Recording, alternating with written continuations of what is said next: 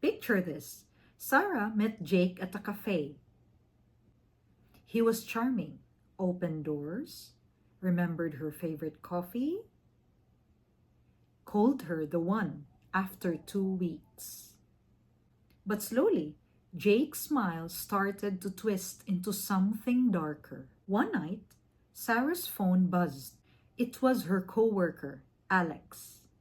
Alex said, "Team lunch tomorrow?" Jake's eyes then turned icy. And he told or asked Sarah, "Who's Alex? Why is he texting you?" Sarah laughed it off. "Just work stuff." But Jake did not laugh. The next day, Jake surprised her at the office. He glared at Alex. At home, he joked, "If I can't have you, no one will." After hearing this, Sarah's stomach dropped. Then later came the rules. Delete Instagram. Men like your photos. Your sister hates me. Stop seeing her. Why do you need friends? You have me.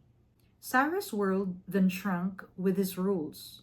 Jake checked her texts, followed her to the grocery store, hid her car keys as a prank. One night, she forgot to charge her phone.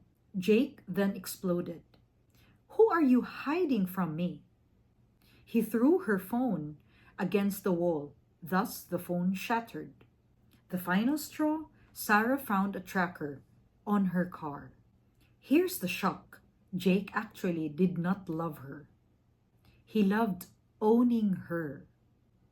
Like a jailer, his jealousy was not passion. It was a prison. Sarah was not his partner. She was his hostage. Sarah left while Jake was at work. She took her broken phone, her car. She ripped out the tracker that was in her car, and then never looked back. The moral of this example: don't marry a jealous jailer guy. Love does not lock doors, scream, or smash phones.